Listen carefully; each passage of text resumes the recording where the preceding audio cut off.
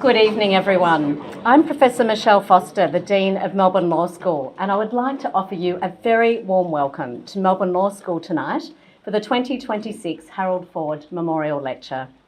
Before we begin, I'd like to acknowledge that we are gathering this evening on the unceded lands of the Wurundjeri people of the Kulin Nation, and I pay my respects to Elders past, present and emerging, and extend that respect to all First Nations people who are joining us this evening. I would like to offer a very special welcome and thank you to Chief Justice Andrew Bell, AC, Chief Justice of New South Wales, for agreeing to deliver the 2026 Harold Ford Lecture. And a special welcome to Chief Justice Richard Nile, Chief Justice of Victoria, judges of the Victorian Court of Appeal and Victorian Supreme Court, and valued colleagues, students and alumni. Now, tonight's lecture is named after one of Melbourne Law School's most distinguished alumni, the late Harold Ford, who offered decades of service to the Australian legal profession and to this law school. Professor Ford was a much-loved professor and teacher and a foundational figure who helped shape modern Australian corporations law. He joined Melbourne Law School in 1949 and served as Melbourne Law School Dean in 1964 and again from 1967 to 1973. The textbook, Principles of Corporations Law, now in its 17th edition, remains the classic text for Australian law students studying corporations law. In addition to his considerable scholarly work, Professor Ford's many contributions to legislative reform include chairing the Companies and Securities Law Review Committee, drafting the proposed National Companies Bill of 1975, which influenced the later creation of ASIC, and serving on the Manning Committee, charged with reviewing and recommending significant modernisation of the law of bills of exchange in Australia. His service to Australian law and legal education is indeed something to celebrate. As well as this lecture series, his legacy continues through the Melbourne J.D. Harold Ford Scholarships, which assist students in financial need.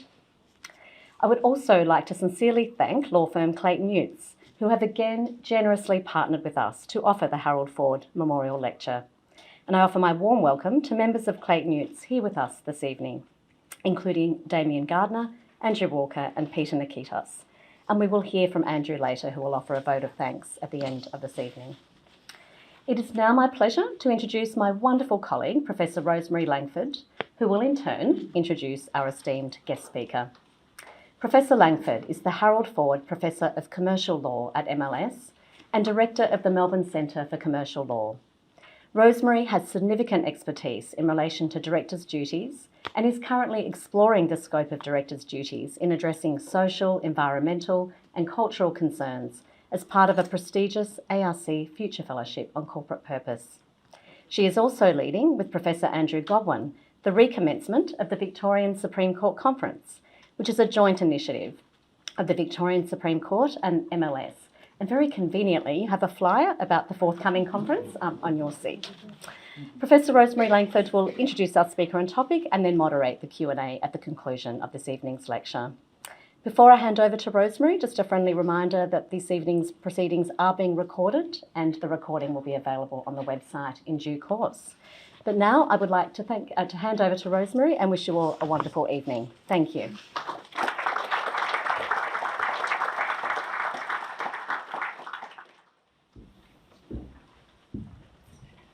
Thank you, Michelle.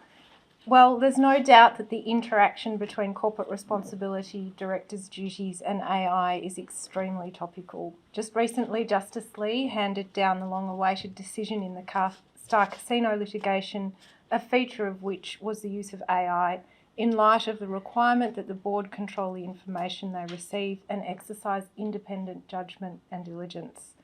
The topic's also extremely complex, with the question of appropriate use of AI adding to an already complex maze of directors' and officers' duties, corporate governance requirements, with the duty of care and diligence in Section 180 of the Corporations Act being ASIC's go-to duty.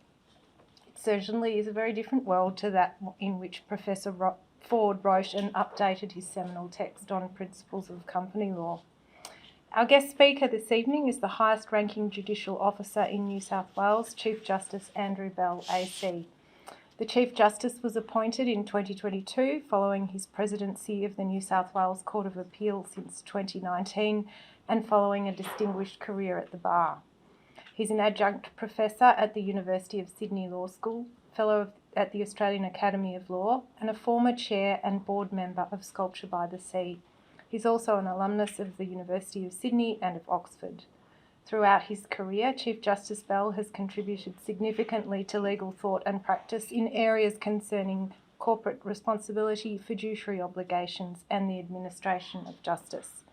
Tonight, Chief Justice Bell will explore some of the challenges and implications arising from the emergence and availability of generative AI for corporations and for directors and officers' responsibilities. As legal, regulatory and ethical frameworks continue to evolve alongside these technologies, his perspective on how existing duties intersect with new technological realities will provide invaluable insights. We're very fortunate to have Chief Justice Bell with us this evening to explore this. Please join me in welcoming Chief Justice Andrew Bell.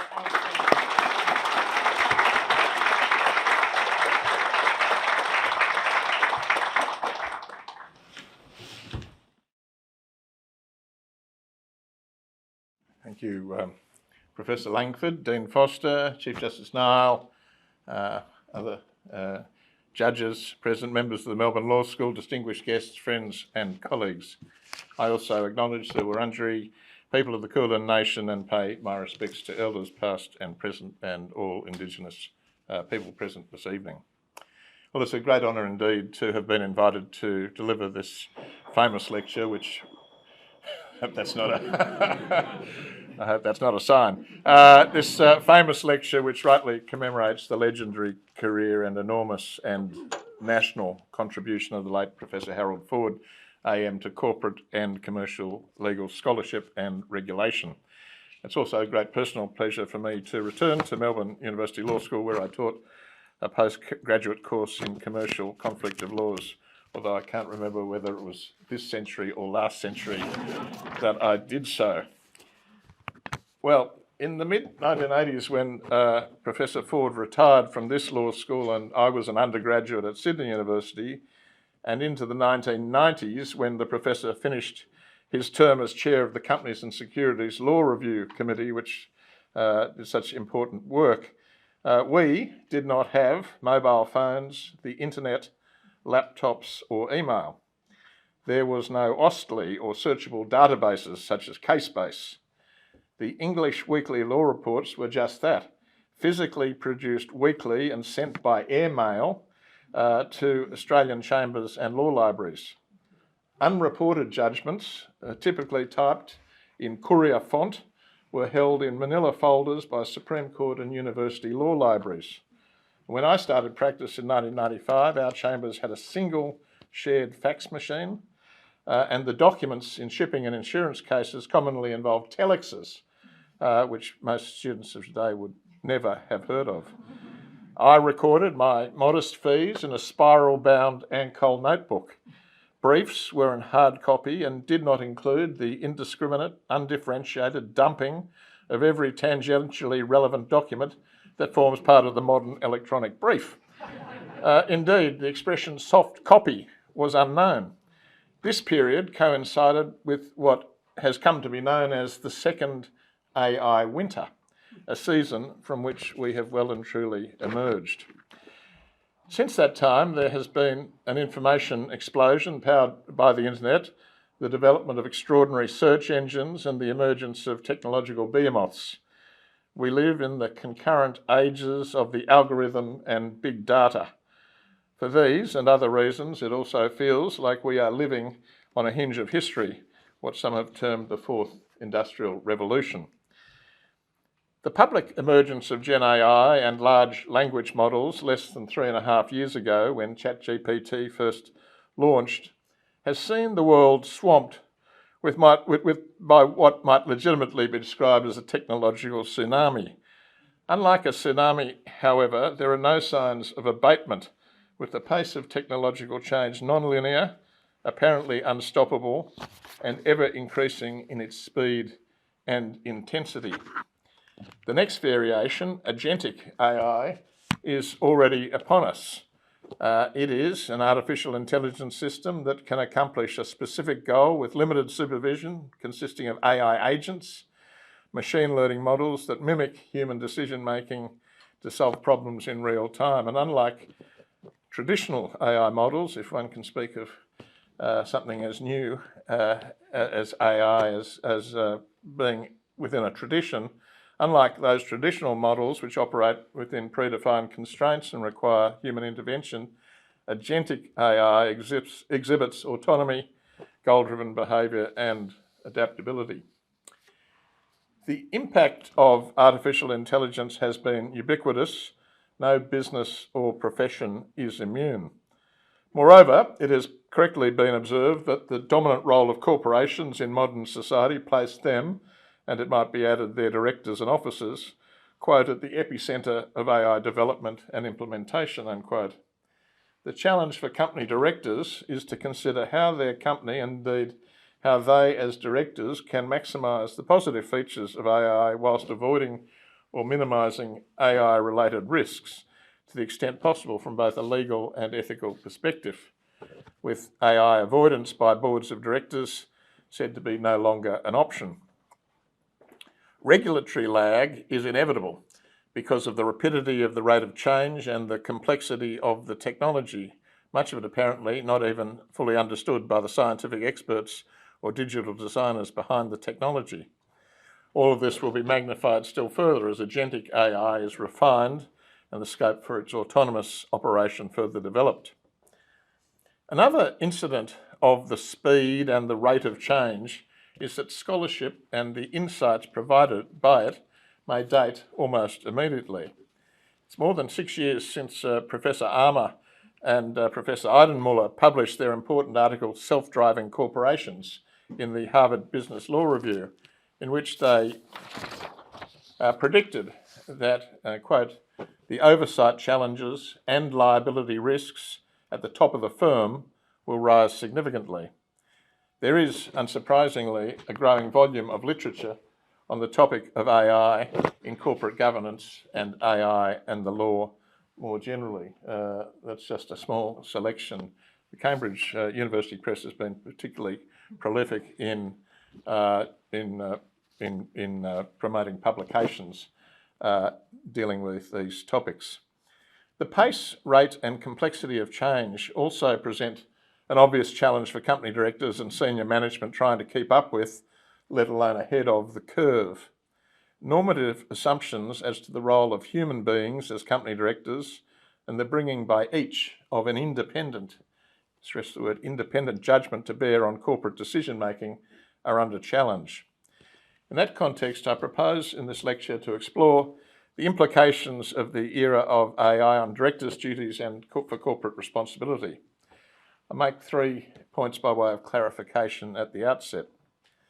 First, an important distinction is to be drawn between any given company's use of AI in its business operations on the one hand, and the knowledge and use of Gen AI by the company's directors in the discharge of their duties on the other hand. The focus of this lecture is principally on the latter, the use of AI by directors, although an increasingly important aspect of any director's duty of care, skill and diligence will surely be to be familiar, and perhaps very familiar, with the way in which AI operates and is being used by the company of which they are a director in its day-to-day operations and the risks and benefits of that use. Secondly, at the outset, a distinction should be drawn between the use of private, internally developed AI programs on the one hand and publicly available ones. The former referring to bespoke platforms built and curated for particular companies with tight control over data sets, algorithmic and security settings. The latter referring to externally hosted programs such as ChatGPT or Google Gemini, which may carry greater risks in terms of the quality and integrity of underlying data and security. Third, by way of opening clarification, AI usage is of course a very broad term, which at its most basic includes referring to an AI summary automatically produced by a Google search. But the focus of this lecture is on more frontier usages of AI, either to assist directors and officers with their decision-making functions or in the context of board meetings themselves.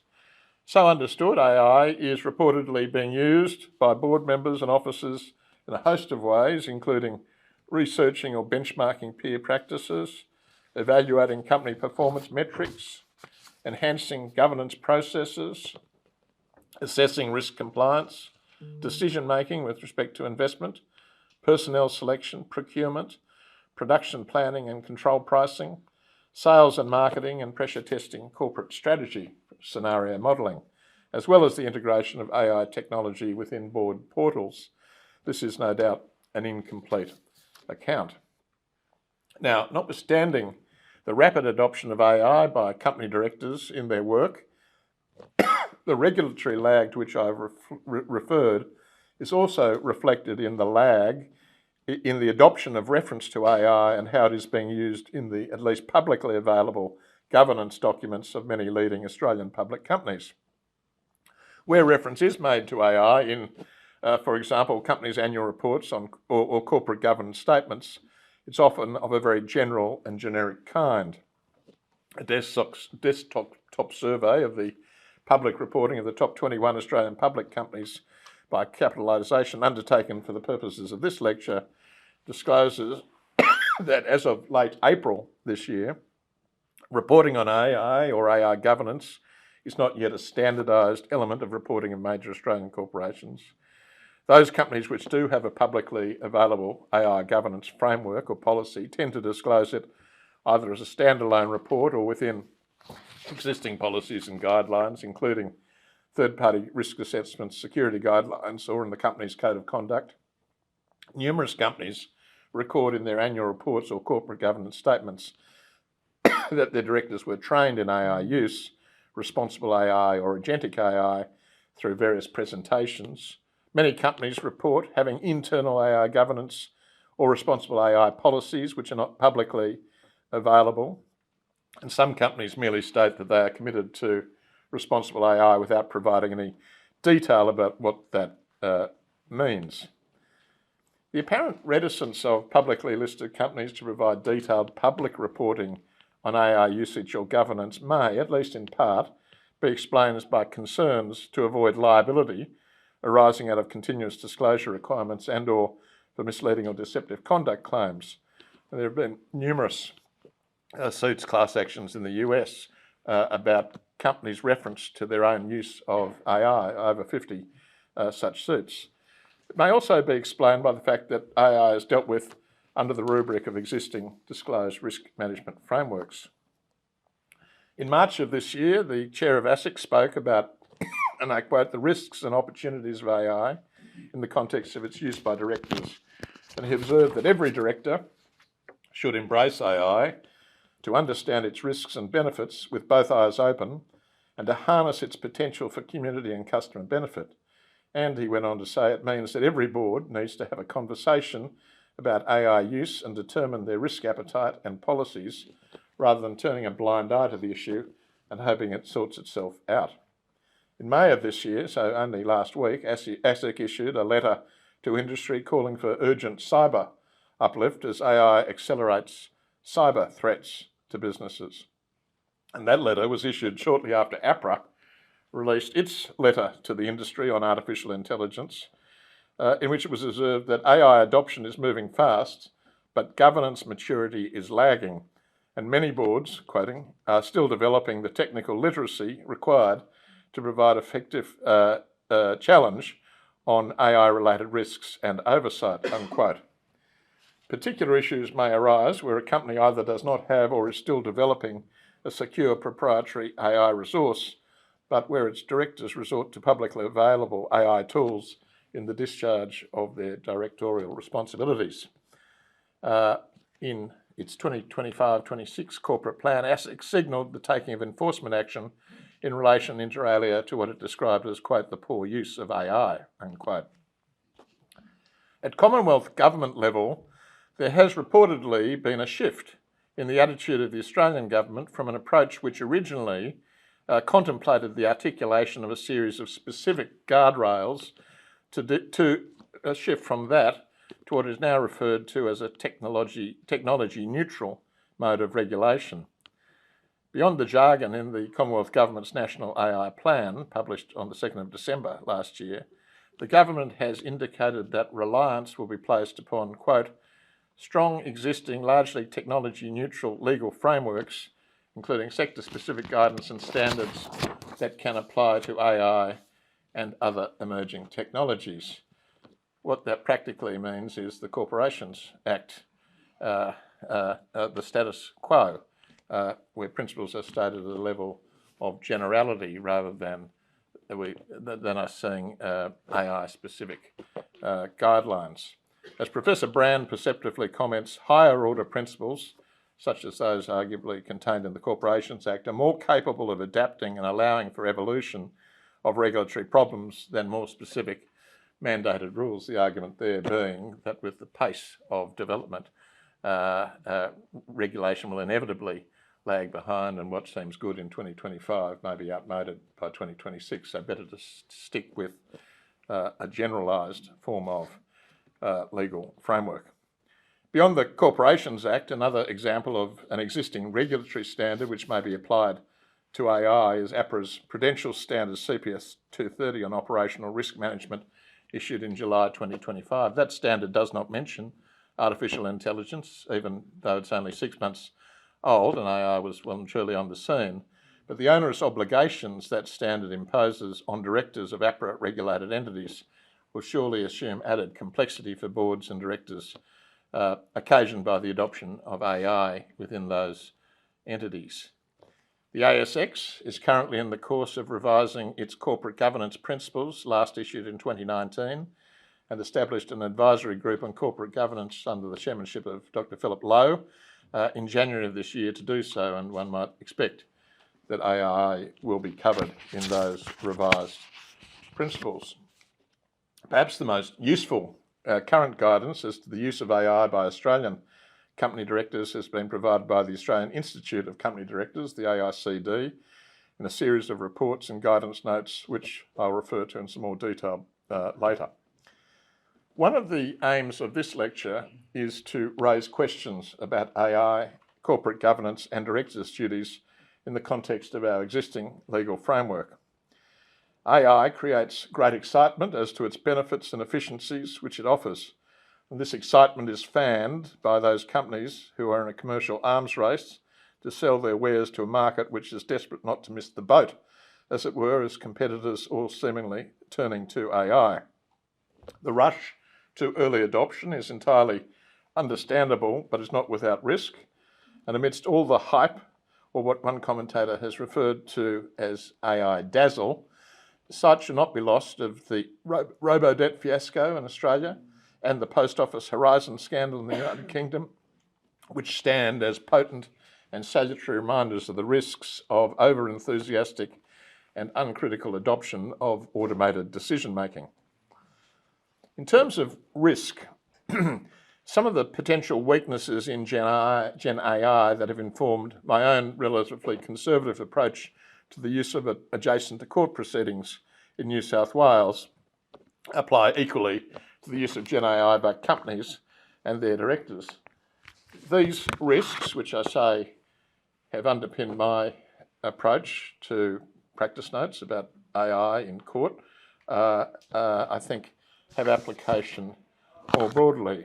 There is the quality, integrity and currency of the underlying training data and the phenomenon colloquially referred to as rubbish in, rubbish out, embedded biases in algorithms, algorithmic failure, huge issues of confidentiality, privacy and data protection, cybersecurity risks, the still unresolved but very serious issue of hallucinations, a recent example of which resulted in profound embarrassment for Sullivan and Cromwell, one of the largest American firms, presumably using top-shelf Gen AI technology, which made a filing in the bankruptcy court containing 40 hallucinated references, including an invented quotation from a section of the bankruptcy code, a non-existent section, and that's from one of the top firms. Further, in terms of risks, the apparent confidence of Gen AI responses and the equanimity with which such confident responses may be immediately changed, withdrawn, or substantially qualified when challenged. Penultimately, the twin phenomena of what I call AI sycophancy and also seduction. It's a very seductive tool, and it's sycophantic in the formulation of its responses. And finally, it uses ignorance of the algorithmic underpinnings of the platform being used and the related problem of the black box. That is to say, the underlying rationality of an answer, the reasoning, which we look for in judges' decisions, for example, is not disclosed. One gets an answer, and one doesn't know the reasoning process which has led to that answer. Now, many of these risks came home to an enthusiastic early adopter of AI in the case of Fortis Advisors and Crafton in the Delaware Court of Chancery in the last year or so. The case related to an earn-out payment agreement of $250 million. The CEO of Crafton decided that the EPA was a bad deal and sought advice from Crafton's legal team on how to get out of it. They cautioned that terminating key employees for cause would not determine the earn-out obligation and would expose Crafton to lawsuit and reputation risk. So instead, the CEO turned to ChatGPT, which ultimately guided him through a course of conduct which included, according to the court, breaching the EPA by terminating the key employees without valid cause and by improperly seizing operational control of a particular program. He followed almost all of ChatGPT's recommendations and later deleted the chat logs. The AI-generated outputs were not privileged and were ultimately used as evidence against him at trial. Although the case was not brought as a breach of directors' duties case, it has been observed that the case may also serve to illustrate the well-documented tendency to which I've already referred of AI models towards excessive agreeableness or sycophancy, affirming user beliefs and preferences and preferences far more readily than human beings. In the Supreme Court of New South Wales, Justice Black, whose judgments many of you will be familiar with, has just reserved on an oppression suit in which the directors in the majority consulted AI in relation to dealing with their co-director in the minority. Stay tuned for that. Knowing Justice Black, we'll have a decision next week.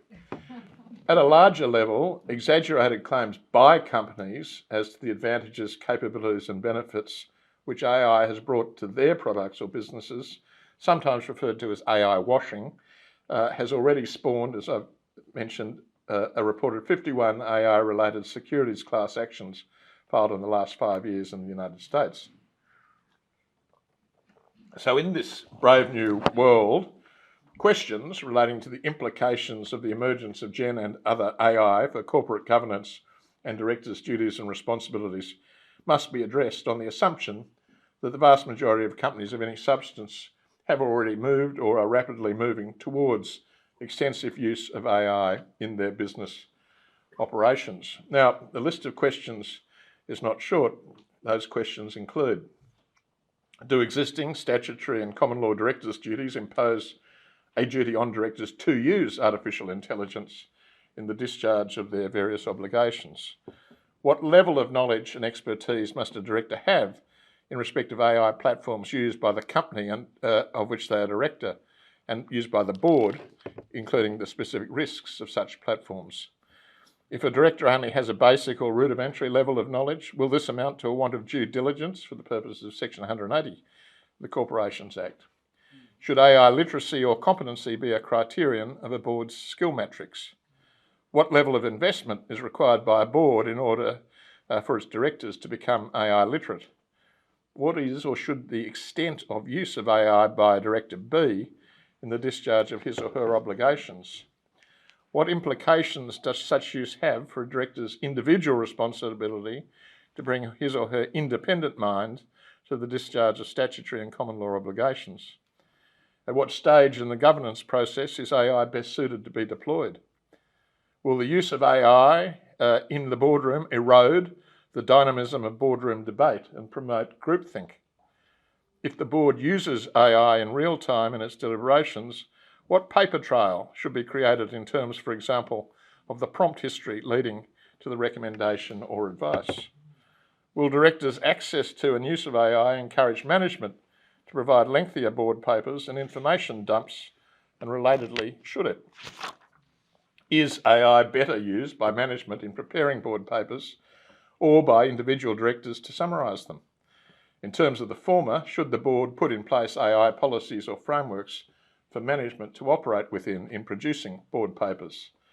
In relation to papers prepared by management, to what extent should the board insist on knowing the nature and extent of the use of AI by management in the preparation of those board reports? What is the scope for delegation of tasks by directors to AI? And to what extent must there be a, quote, human in the loop, unquote? If there is such delegation, what protection, if any, will Section 192 of the Corporations Act afford? And relatedly, how will the emergence of agentic AI and its increased sophistication affect that calculation? To what extent may directors rely on AI in making board decisions on topics such as market disclosure under Listing Rule 3.1? Would the use of an AI program be a defence to a challenge by ASIC or in a securities class action for non-disclosure of material information? Can directors ask whether a strategic decision is in the best interests of the company? Can a director ask AI that fundamental question? If so, must they first be familiar with the size and nature of the AI platform's database and the relevant algorithmic goal function germane to the question, namely how the best interests of the company are to be assessed, i.e. by reference solely to shareholder return or by reference to broader considerations such as ESG criteria? Would such reliance fall within the deemed reasonable reliance provisions in Section 189 of the Corporations Act? Should boards be forming AI committees in the same way they have audit committees, remuneration and other subcommittees? Should public companies disclose their mode of use of AI in board charters, publish policies, corporate governance statements and annual reports as a matter of law or good practice? Can an AI program in fact be a director or officer of a corporation? Can an incorporated AI provider be accessorially liable for involvement in a contravention of a director's duty? If an AI program cannot be a director, can it or should it be treated as a shadow director or a de facto director? And if so, who could be liable for its acts or omissions? Will there be a time where AI replaces humans on boards? And if so, how will the liability framework currently based upon personal responsibility of human directors alter? And could we see the emergence of AI-specific directors' duties? Now, in the context of the use of AI to record or transcribe meetings and create minutes, the following three questions might arise. What confidentiality concerns and risks might arise from third-party vendors having records of sensitive boardroom discussions? Could AI-generated recordings and transcripts be discoverable in legal actions and lead to the inadvertent waiver of privileged components of boardroom discussions? And to what extent would these potential consequences have a chilling effect on dynamic boardroom discussion? And there are still other issues relating to Gen AI of which directors should be aware, and I've put them up on the slide. Now, one of the prerogatives of a sitting judge asked to give a lecture such as this is to pose questions, but refrain from answering them on the basis that they may come before the judge in court proceedings. And I largely propose to adopt that courageous approach. But would add in my defence that given the number of questions I've posed, more than the balance of this lecture would be required to even begin to answer them. Further, identifying and indeed asking key questions is a necessary first step in locating appropriate responses. While I will not entirely squib the task, perhaps the most useful guidance as to the use of AI by Australian directors has been provided by the AICD, which, along with various webinars, has published the following valuable documents, noting, importantly, that the utility of such publications may diminish over even the very short term as technological progress continues apace. The last of these documents was referred to by Justice Lee in the Beckier decision, to which I'll return. Legal and accounting firms have also issued generalised guidance including KPMG and Deloitte, I see, which have had their own internal embarrassments.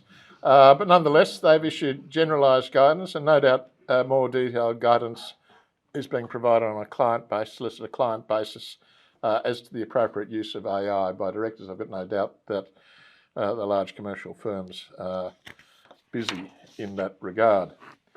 So although I've already invoked the sitting judge's defence in not answering legal questions outside the court setting and from an abstract perspective, I will offer some general observations. This subtopic is robo-directors, AI directors and AI bots as shadow directors. The concept of AI bots taking on the role of a director or a shadow director has been extensively contemplated in the literature. At one extreme end of the spectrum, Professor Petrin, in his chapter entitled Corporate Governance in the second edition of Artificial Intelligence Law and Regulation, imagine that, a second edition already of a text, he contemplated that AI will usher in the end of the corporate board. AI will gradually replace human directors on board, leading to fused boards where the various roles and inputs previously provided by a collective of human directors are incorporated into a single software program or algorithm whose performance will be superior to today's human-led governance. These developments, he writes, will eventually make the separation between the board of directors and management obsolete and lead to the fused management of corporations with companies being managed comprehensively by a single AI unit. As I think that's at one end of the spectrum. In Australia, the Corporations Act requires a director to be a human being. Section 201B(1) providing that, quote, only an individual who is at least 18 may be appointed as the director of a company, unquote. One needs almost to pinch oneself making that observation in a public lecture. But electronic personhood for AI platforms has been flirted with seriously by the European Union and has been the subject of much academic advocacy. As AI becomes, quote, smarter, unquote, and more versatile, one commentator has flagged the million-dollar question for the corporate law sphere as being how ready, willing and able is the world to legally recognise robo-directors? What would Professor Harold Ford have made of this? Some examples, perhaps hyperbolic or attention-seeking, of at least purported AI directors are recorded in dispatches. In 2014, a Hong Kong venture capital firm, Deep Knowledge Ventures, purported to appoint an algorithm named Vital to its board of directors in what has been described as the world's first artificial intelligence company director. Vital, in fact, was not a de jure director and was said to have observer but not voting rights. In August 2022, it was reported that a subsidiary of Hong Kong-listed company NetDragon Websoft Holdings had appointed a Miss Tang Yu, an AI-powered virtual humanoid robot, as the rotating CEO, I'm not sure what that means, of its flagship subsidiary, Fujian NetDragon Websoft. And in 2024, Tang Yu was apparently awarded the title of China's Best Virtual Employee of the Year at the China Digital Human Industry Forum.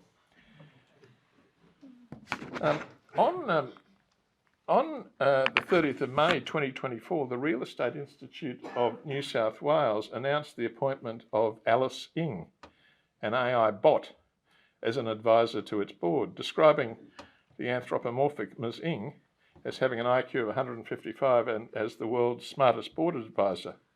The press release was accompanied by this image of a young Asian woman, presumably Alice, who is said to, quote, live in a secure environment within the ChatGPT system, unquote. The press release contains numerous claims attributed to Alice as to what she could do for the Inquisitor. And note the personalised, I will transform, I will deliver, I will facilitate, etc. What would Professor Ford, and it might be added Lewis Carroll, have made of Alice's claims? Indeed, even in recent months, as I've prepared this lecture, Diligent, a global software as a service company widely used by publicly listed Australian companies, unveiled what it described as an AI board member, unquote, which offers directors a, quote, digital colleague in the boardroom, in which the company claims can assist directors to do all of the following useful tasks.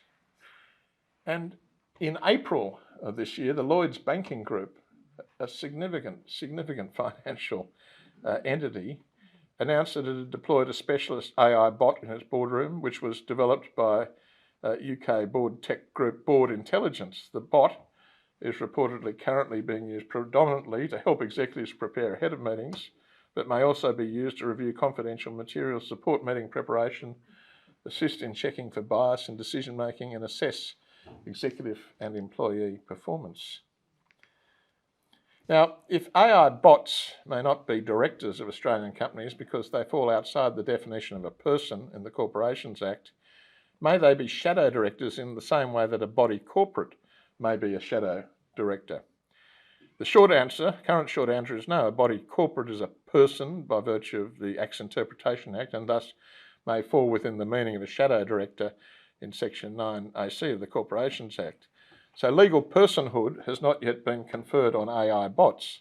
However, the question may well be asked, if the policy behind holding shadow directors to statutorily imposed standards of behaviour is to, and I quote from one of the leading cases, identify those other than professional advisors with real influence in the corporate affairs of the company, why should an AI bot not be held to the standards expected of company directors if indeed their influence is such that they might be considered as dabbling in the affairs of the company? Questions would of course then arise as to how the bot would be held accountable, lacking legal personality. A related question would be whether an incorporated AI provider or the corporation which uses the technology itself, or both, be liable.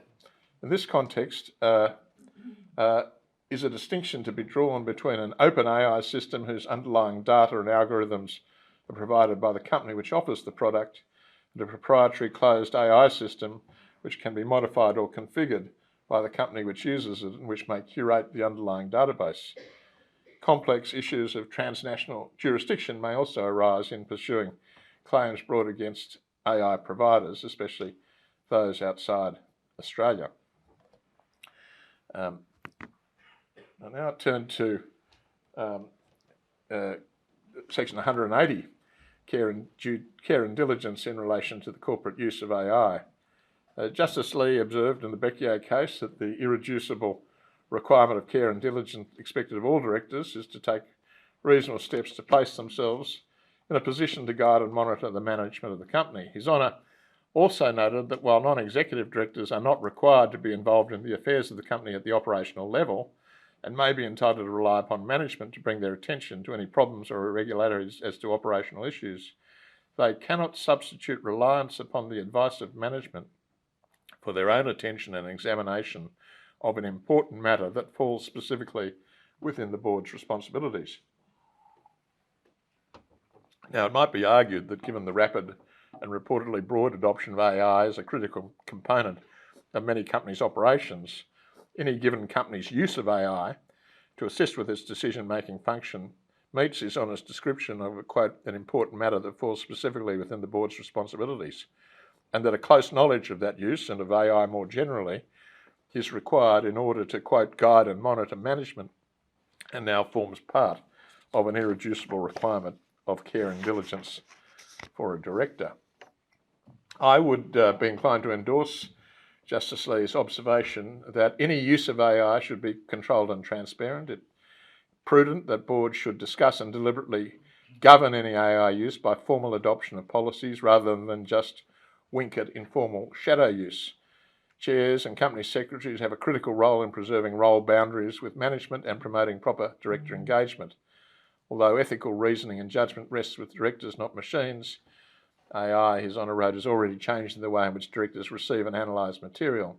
It is the responsibility of directors to ensure that this occurs in a responsible way, guided by Justice Middleton's caution that a board can control the information it receives. And the reference to Justice Middleton's caution was to His Honour's Justice Middleton's well-known decision, ASIC and Healy.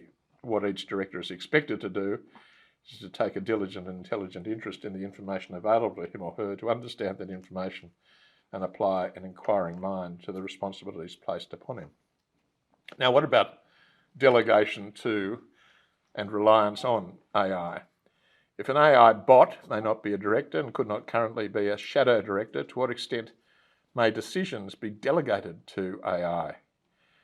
While our Corporations Act does not have a direct equivalent to Section 173 of the Companies Act UK, which provides in terms of the director of a company must exercise independent judgment, under Australian law, directors must give adequate consideration and retain their discretion in decision making.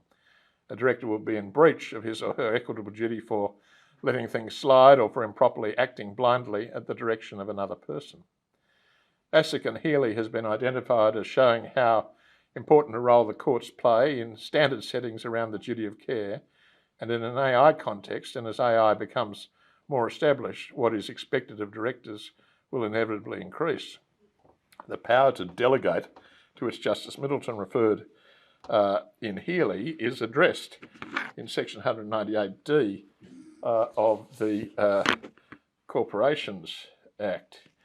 So you'll see that there's no power to delegate to AI, and whatever else it may be, and notwithstanding the efforts of the Real Estate Institute of New South Wales, AI bots are not at this time persons within the meaning of that term in the Corporations Act. A director will thus not be protected by 198D if they delegate their function directly to an AI bot. But what if the board delegates various tasks of management to a committee, fellow director, employee or other person who employs AI to undertake the delegated task? Can the director rely upon the output of that delegation? The answer is on its face supplied by Section 190 of the Act and set out there. You'll see that the director must form a view to rely on the delegated information that the delegate was reliable and competent in relation to the power delegated. What does reliability and competence mean in the context where the delegate himself or herself uses AI to perform the delegated task? Reliable and competent in the use of AI, or reliable and competent to perform the delegated task, or both? And if a delegate has simply used AI to perform the delegated task, will this be an impermissible delegation under 198D because it is in substance a delegation to AI for which Section 190 offers no protection? Further, what would constitute reasonable grounds for forming that belief for the purposes of Section 190B(1)? A director seeking to rely on the safe harbour in Section 190 subsection 2 would need to justify why their trustee in a delegate who themselves was relying on AI was reasonable in light of what we now know about the limitations of AI, including its scope for seductive self-confidence and sycophantic agreement, bias or hallucination. That inquiry will of course depend not only on the nature of the relevant decision but also on the type and quality of AI used, such as whether it drew only from a closed and carefully curated database, what was referred to in an article in the Fin Review this morning as a small language model, as opposed to a large language model, or in the alternate was an open AI system. It might be thought to be prudent for boards to put in place policies which require management to indicate to the board if they have used AI in formulating board reports, advice and recommendations, if they have, what that has involved, such as how the AI-generated information was obtained and what verification was undertaken, and whether the AI-sourced information is considered reliable and accurate. Moving on from delegation to reliance, the language of the Corporations Act throws up perhaps more challenges in Section 189, which provides that where the reasonableness of the director's reliance on certain information or advice arises in proceedings brought to determine whether a director has performed a duty under this part or an equivalent general law duty, then you will see that bear with me.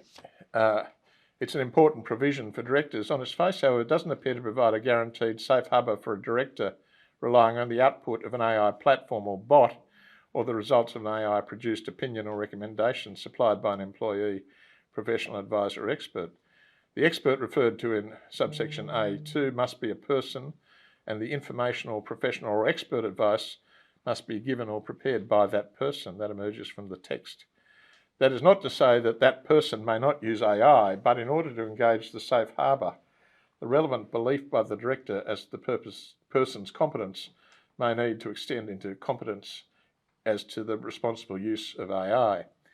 Further, for a director to have the benefit of the information or advice, the director is required to make, quote, an independent assessment of the information or advice. How is that to be done in relation to information or advice generated by an AI bot or platform in circumstances where the underlying body of data upon which it is based is not known and perhaps not knowable, and where the reasoning process resulting in the advice is not known or knowable? Again, the problem of the black box. As one commentator has warned, the law may need to develop to recognise the specific nature of the AI beast. Using AI may be treated as similar to delegating functions to an employee with retained oversight, but further caution is needed given the risks associated with algorithms and machine learning, which make it difficult to second guess and to know how it has gone astray. Then there is the business judgment rule in section 182, another important safe harbour provision which recognises the complexity of the company director's role and responsibilities. This section requires the business judgment to be made by the director, that the director inform him or herself about the subject matter of the judgment to the extent he or she reasonably believes is appropriate, and to form a rational belief as to the merits of the decision. It must be extremely doubtful that a director who simply adopts the recommendation of an AI bot could rely on the business judgment rule defence. As Professor Godwin has pointed out, the rationality of a belief must be that of the director, and as Justice Elliott pointed out in the United Petroleum decision, it would not be a rational belief if there was no arguable reasoning process to support it. The lack of transparency in an AI-generated output, the so-called problem of the black box, may impair or affect a director's ability to take advantage of the business judgment rule, where that judgment is linked to an AI output. Now, it's in this context that commentators have aptly warned that directors take a cautious approach, and that those who wish to make use of AI should do so as an aid to their own decision-making rather than as a substitute for making an independent assessment. That's not to say that directors seeking the safe harbour of the business judgment rule must or indeed should avoid using AI. Curiously, whilst the blind adoption of AI will likely negate the application of the business judgment rule, it has also been suggested that in some circumstances directors may be required to use AI technology in order to avail themselves of that defence. Professor Goodwin makes the similar point in his chapter in the Festschrift for Professor Ramsey, where he argued that directors owed a duty to use artificial intelligence, suggesting that the use of AI for assisted intelligence is likely to be relevant in supporting a rational belief that the business judgment is in the best interests of the corporation. Given that corporate law requires directors to act on an informed basis, and to the extent that AI may in certain circumstances considerably enhance the speed at which the structured and unstructured data may be captured and used, then, as observed by Professor Moslin, the duty to act on an informed basis may well evolve in the duty to obtain such predictions made by artificially intelligent directors. On the other hand, boards need to act diligently and must often make important decisions under time pressure. The suggestion by some academic writers that boards must use AI to consult the universe of digital information that can be obtained through open-sourced material on the internet may well be too prescriptive. The core task for a board is to ask itself the question, do we have sufficient and reliable information to make an informed decision, not have we consulted the universe of possibly relevant information. Final subtopic I want to touch on is AI and board meetings. I've already made reference to the importance of directors bringing their own minds and judgments to board meetings. In Madoff Securities and Raven, Justice Popplewell said it would be a breach of a duty for a director to allow himself to be bamboozled or manipulated by a dominant fellow director, where such involves a total abrogation of the responsibility to inform him or herself of the company's affairs and join with his fellow directors in supervising them. AI, with its apparent self-confidence, has the capacity both to bamboozle and, depending on the algorithm, to manipulate. Just as directors working together with courtesy and civility towards a shared goal is an important dimension of a healthy boardroom, so too is conflict, which ensures that ideas are properly tested and scrutinised. As one commentator has argued, provided it is task conflict rather than relationship conflict, conflict is actually beneficial for board task performance because it induces serious debate and the evaluation of alternatives. And so it is that the ASX corporate governance principles provides that the board needs to have an appropriate number of independent non-executive directors who can challenge management and hold them to account. That dynamic of healthy debate, disagreement, challenge, dissension, and where appropriate, intensity might be described as the crucible of the boardroom. To what extent might that crucible of conflict be melted by the introduction of AI into the boardroom, either to assist the board in its judgment tasks, for example, in an advisory or shadow capacity, or to assist with administrative tasks? As to the former category, that is AI as a participant in the decision-making function of the board, I would emphasise, as I have in the past, that AI produces outputs with great confidence and clarity of language, features which it has in common with the most accomplished of fraudsters. Such confidence invariably engenders over-reliance and deference, which in turn may chip away at healthy boardroom debate. Indeed, one commentator has observed that while AI may blast open existing groupthink coalescing around a dominant human director, groupthink may just as likely emerge around deferring to AI. Similarly, overdependence may lead to a decrease in the skill and expertise of directors, a concern I also share for lawyers in relation to the use of AI. The threat of groupthink is particularly pernicious in large multinational corporations touching on a spectrum of human activity, which a range of directors bring differing experience and speciality to bear upon the resolution of complex issues. At a more practical level, the use of AI for recording purposes, AI is currently being used, apparently, both to record and produce transcripts of board meeting discussions and to generate draft minutes, including by using recorded transcript as input. It's right to observe that while board meeting minutes should include the key points of discussion and the broad reasons for decisions, they need not be a comprehensive report or transcript of the discussion or debate during the meeting as ideas are tested or a record of individual directors' contributions. Notwithstanding the need for regulatory compliance, overly detailed minutes or indeed recordings or complete transcripts of minutes risks stifling, chilling or even freezing boardroom discussion. As one partner at a leading law firm has warned, boards, particularly of listed or regulated institutions, should be extremely cautious in deciding whether to use AI transcription tools for a range of reasons. There are some technical aspects of surveillance laws that can often be overlooked, particularly around retention and access to recordings and transcripts. There are significant considerations around discoverability of those records. They may be used in legal actions against the organisation or meeting participants, and if care is not taken, potential inadvertent loss of privilege. All of this can culminate in some tempering of the board's appetite to have frank and open discussion, which is arguably the biggest risk of all.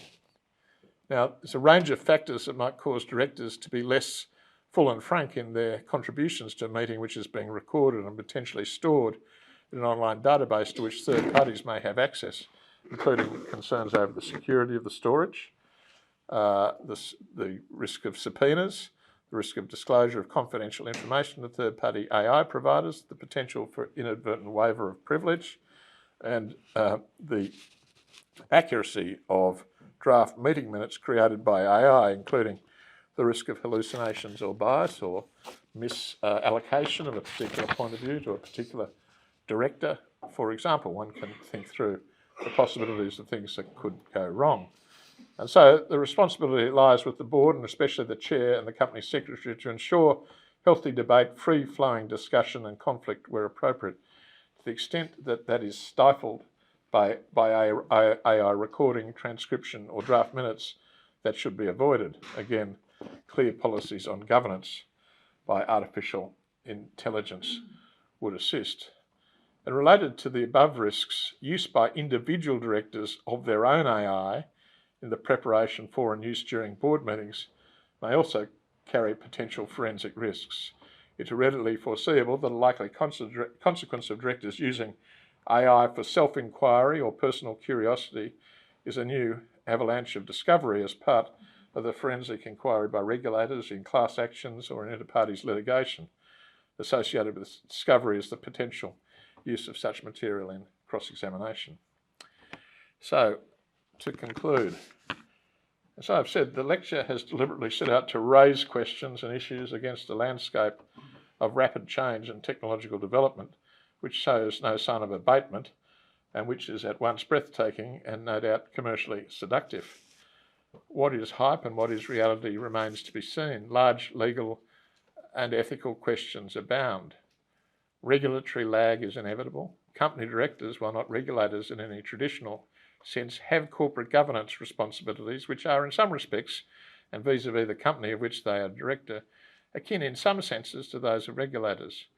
An increasingly familiar phrase, the responsible use of AI, will fall to company directors and officers to deliver. For them, the regulatory lag of which I have spoken is not an option.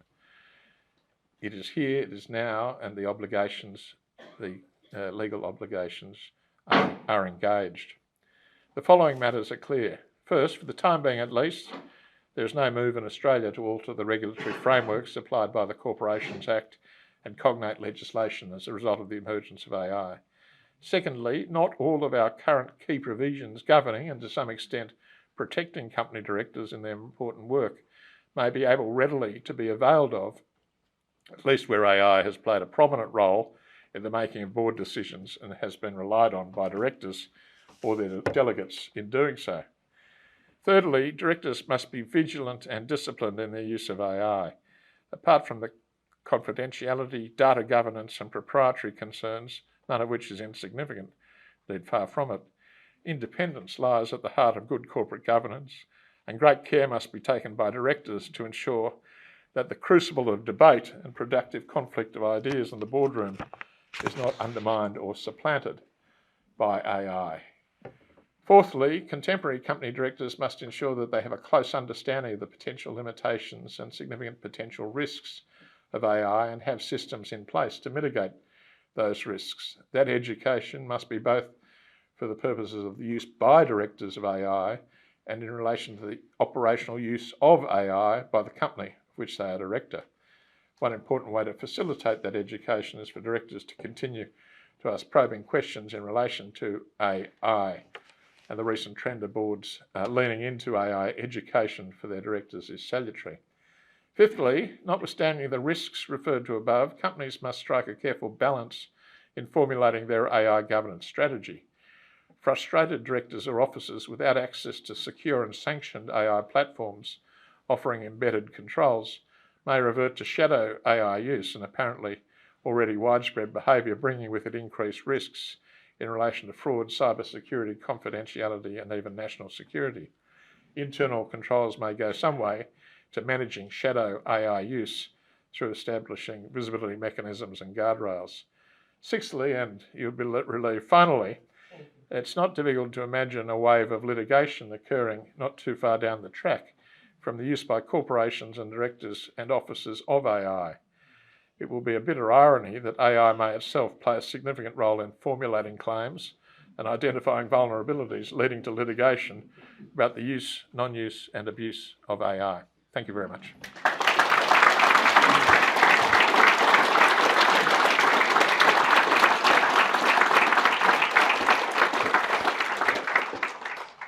Thank you very much for those insights and questions. That was fascinating, and we know that a key role of directors is to ask questions. I've got official approval to extend our time a little bit for a few questions. You've answered my first question. I won't ask my second about whether AI could replace Supreme Court judges, but any other questions from the floor? Thank you, Justice Bell. Absolutely fascinating. Thanks a lot. It is, as you say, very hard to know actually what's going on in Australia generally because of the lack of disclosure. Do you have any sense of where the Australian corporate world is compared to, for example, Europe or America? Sorry.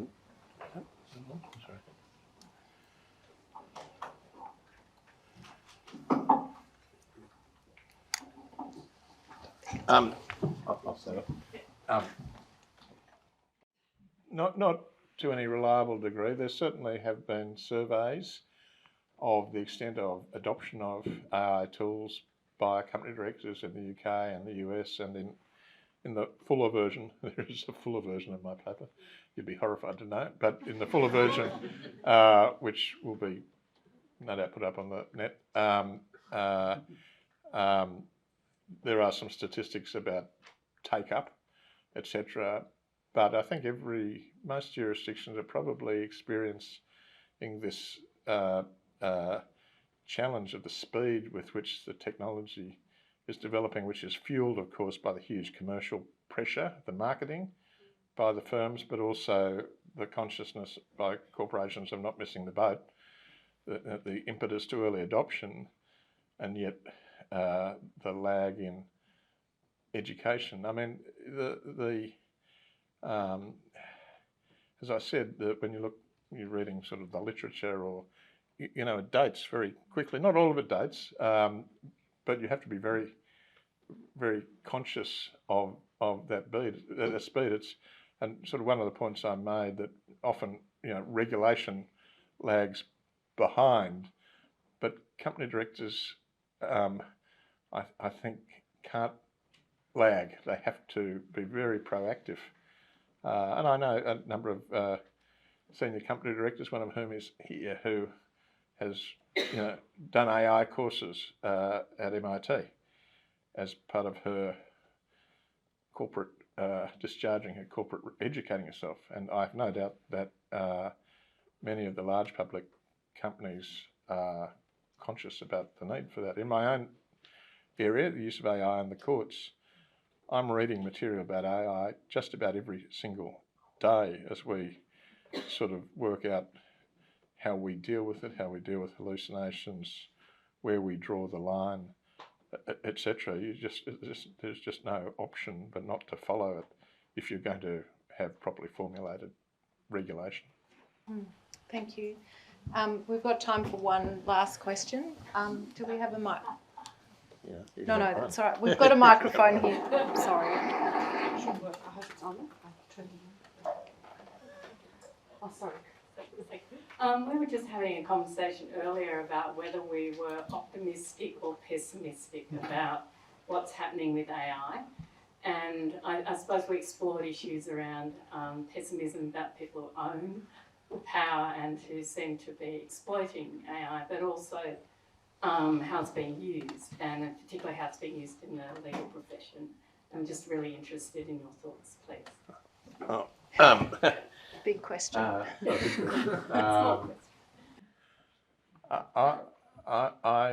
have, at least in the context of my responsibility for courts in New South Wales, adopted a very deliberately cautious and conservative approach, just because of the speed, and also we don't know what problems. There may not be many problems. We know there are some problems already.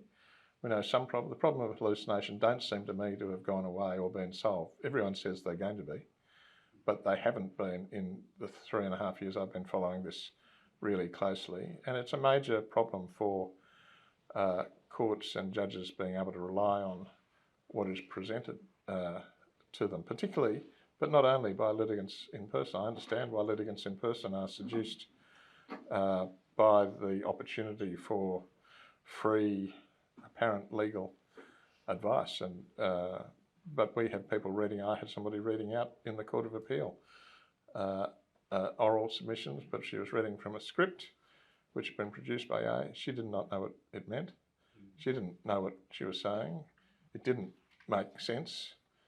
It was a colossal waste of our time, and that's being replicated at a very significant level, particularly in tribunals and lower courts, high volume lower courts, where there's more.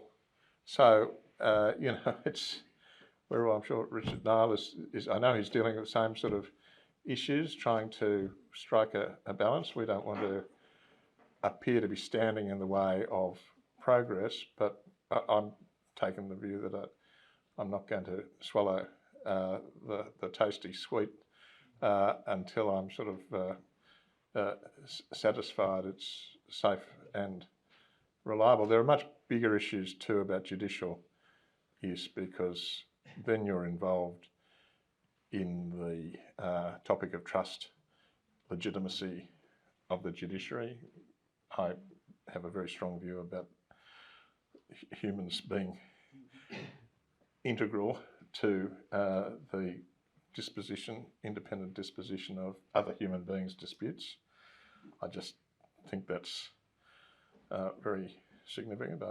I know that Chief Justice Gageler was reported recently to have said he thought there's nothing human could do which AI couldn't do. I don't have that view, and I certainly, even if it be correct, I don't think it should be the position. I think that would be catastrophic for the role of the courts and the role of the rule of law, actually. I think it's as big a question as that. So we're dealing on a day-to-day basis with practical things, dealing with submissions of the kind.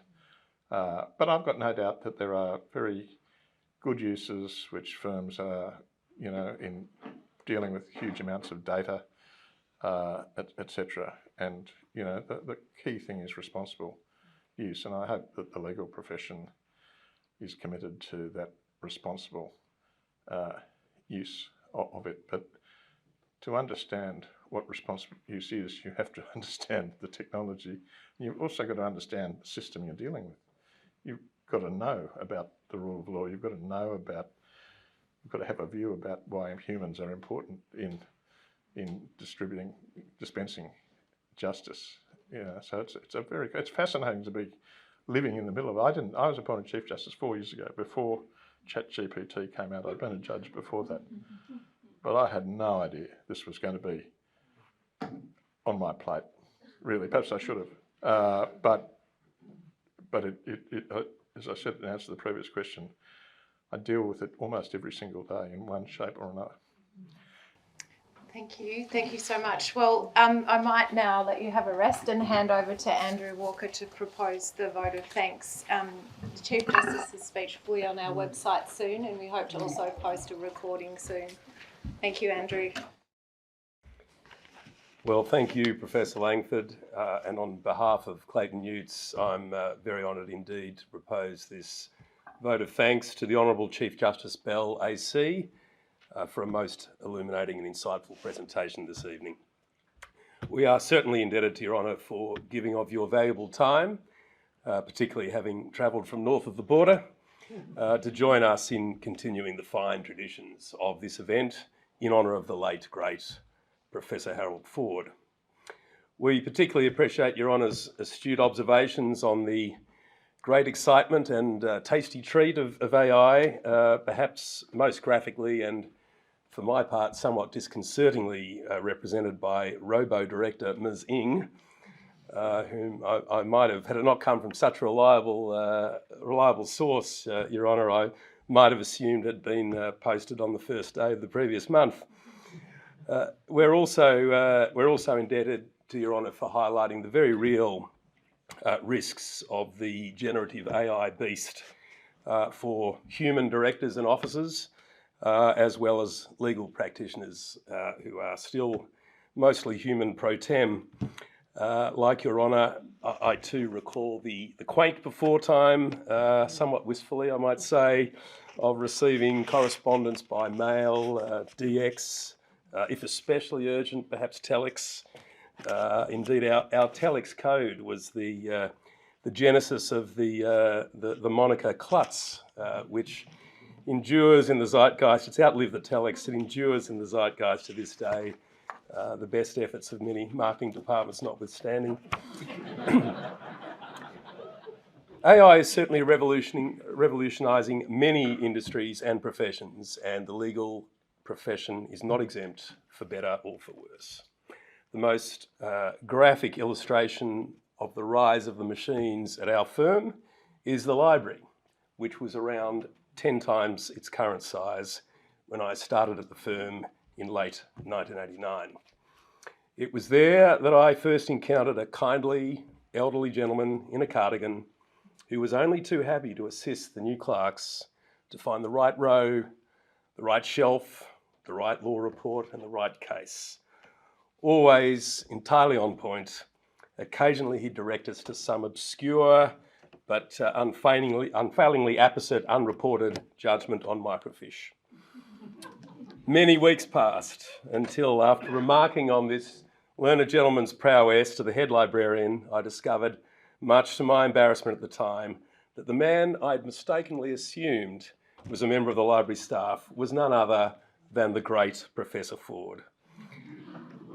Such was the professor's humility and generosity that my profuse apologies were accepted without hesitation, and we at Clayton Utes were very privileged to have the benefit of his profound wisdom until his retirement as a consultant at the end of 1994. Of course, Professor Ford had an even longer association with this law school, serving as the Chair of Commercial Law from 1962 until 1984, Dean in 1964, and from 1967 to 1973. Not just a superb lecturer, but the author of two seminal texts of the era, The Principles of Company Law, now under the reliable auspices of Emeritus Professor Ramsey, for which we're most grateful, and The Principles of the Law of Trust, both of which became a gold standard of reference for students and practicing lawyers alike. If I can again respectfully adopt the observation of Her Honour Justice Dodd-Streeton at the time of the Professor's passing in 2012, Professor Ford's contribution to company law over 6 decades was unequalled, and his influence is impossible to overstate. In closing, we are enormously grateful to Your Honour for kindly continuing the fine traditions of this lecture series in memory of Professor Ford. Could I please invite all present to join me in demonstrating our appreciation to the Honourable Chief Justice Bell AC in the customary fashion.